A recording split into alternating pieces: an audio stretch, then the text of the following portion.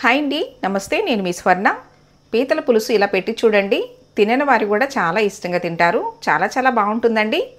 పీతలు వచ్చేసి నేను 2 కిలోలు తీసుకున్నాను. ఈ శుభ్రంగా క్లీన్ చేయించుకోవాలండి. పీతల పులుసులోకి చూపిస్తున్నంత చింతపండు నానబెట్టుకోవాలండి. అంటే పెద్ద సైజు నిమ్మకాయ అంత చింతపండు, 3 ఉల్లిపాయలు కట్ చేసుకుని మిక్సీ జార్లో వేసుకోవాలి. తర్వాత 3 పచ్చిమిర్చి వేసుకుని ఇలా కచ్చపచ్చిగా మిక్సీ పట్టుకోవాలండి. తర్వాత స్టవ్ మీద ప్యాన్ పెట్టుకుని అందులో 4-5 స్పూన్ల ఆయిల్ పోసుకోవాలి. ఆయిల్ హీట్ అయిన తర్వాత జీలకర్ర వేసుకోవాలి. తర్వాత మిక్సీ పట్టుకున్న ఉల్లిపాయ పచ్చిమిర్చి పేస్ట్ వేసుకోవాలండి. ఇప్పుడు ఇందులో 2 పచ్చిమిర్చి కట్ చేసుకుని వేసుకోవాలి. అంటే మిక్సీ పట్టేటప్పుడు 2 వేసాను కదా, ఇప్పుడు 2 వేసుకోవాలి. ఒక రెమ్మ కరివేపాకు వేసుకొని ఉల్లిపాయ మరి గోల్డ్ కలర్ వచ్చేంత వరకు వేయించకూడదండి. ఇలా వేగితే సరిపోతుంది. ఇప్పుడు ఇందులో ఫ్రెష్గా నూరుకున్న అల్లం వెల్లుల్లి పేస్టు 1 స్పూన్ వేసుకోవాలి. తర్వాత చిన్న స్పూన్ పసుపు, అలాగే 2 స్పూన్లు రాళ్ళుప్పే వేసుకోండి. 3 స్పూన్లు కారం వేసుకోవాలి. తర్వాత 1 స్పూను ధనియాల పొడి, అలాగే 1/2 స్పూను జీలకర్ర పొడి వేసుకోవాలి.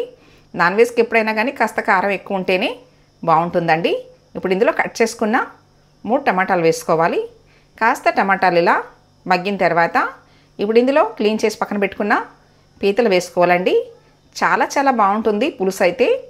ఇగురు కూడా చాలా బాగుంటుందండి. అది కూడా మన ఛానల్లో ఉంది. ఎవరన్నా చూడని వారు ఉంటే ఒకసారి చెక్ చేయండి. ఇప్పుడు ఇందులో చింతపండు పులుసు పోసుకోవాలి. ఇందాక చూపించాను కదా, చింతపండు మరీ ఎక్కువైనా కానీ అంత బాగోదండి. ఇప్పుడు మూత పెట్టేసేసి ఒక 20 నిమిషాలు ఉడికించుకోవాలి.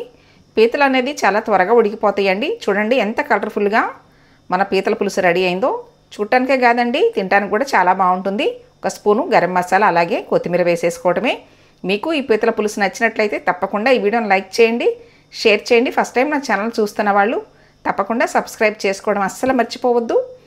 Thanks for watching.